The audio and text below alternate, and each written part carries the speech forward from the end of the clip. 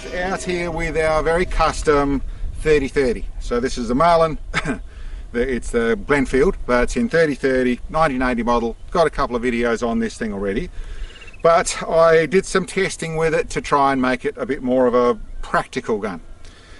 So for what I want to use. Not to say I don't have a lot of love for the normal, for what they really were, all that sort of stuff. But this is a design to try and make them work, perform a little better with a little better engineering.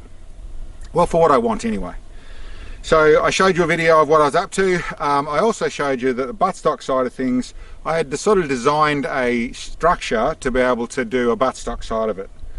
What you can see on the inside here is there's silver. There's actually an aluminium chassis inside this bit of wood, and I decided I still like the wood, so I've got a piece of wood. There's a piece of jarrah on here actually. It's all pretty crude at the moment. I couldn't call it finished properly at all, but it gives me that shape I want it. It gives me the grip down the back here, so I've got a grip that's the right place. It raises the line of push to straight up and down here.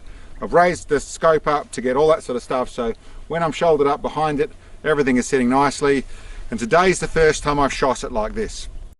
So we'll go for the plate. Okay.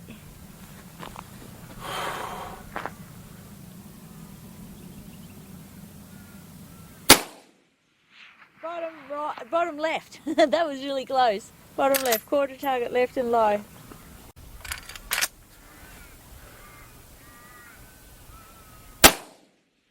Yeah, beautiful. Middle. Awesome. That'll about do. Yeah. I shot it without the bipod on. It's got my bipod system. I've been trying to explain what that's up to there. And I shot that with that disconnected, and then I put it on and actually shot it.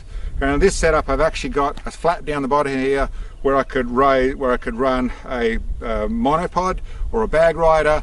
I ran both. I ran one of my slider systems, which has got a bearing system and then a monopod in the back of it. So I made a monopod work properly. And that's how I tested the thing today.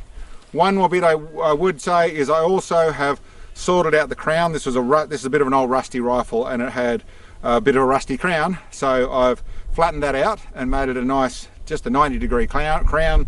So a bit more like a target crown, not so much hunting, but got rid of the problems which make it suit the the boat tail bullets that I'm using, and had a bit of a shoot with it.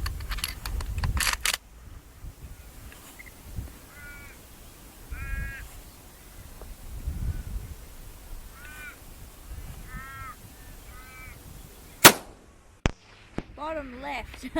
Bottom left corner, just off edge of plate. Okay. It's not far off my standing hold. Okay.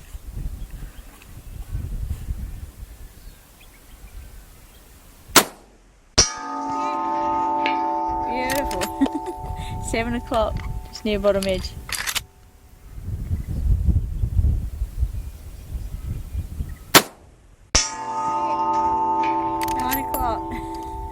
Just near left edge.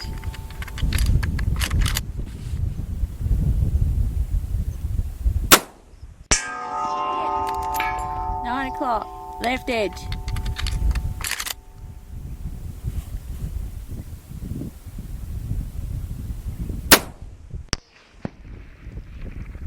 Did not see.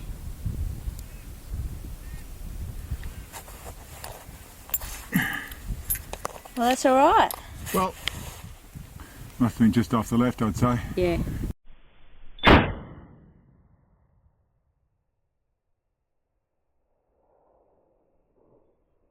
wasn't correcting. Okay. So I'd say that was just, yeah, that's it. But that's, well, that's not too bad, is it? Awesome.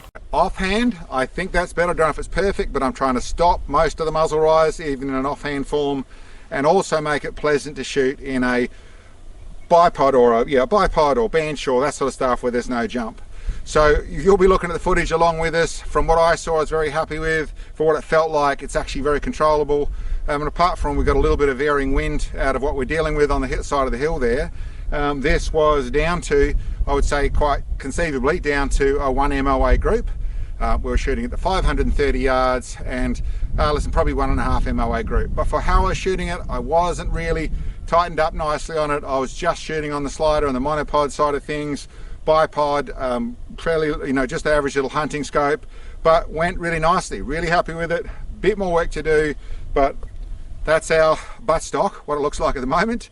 Not quite finished. I think the engineering's good. If it is, I'll go through and finish a little bit, but I'm pretty happy with it. It's come together as a not a tactical lever action, more a practical Marlin. Anyway, hope you like the look of it. Thank you very much for checking in. We'll catch you next time.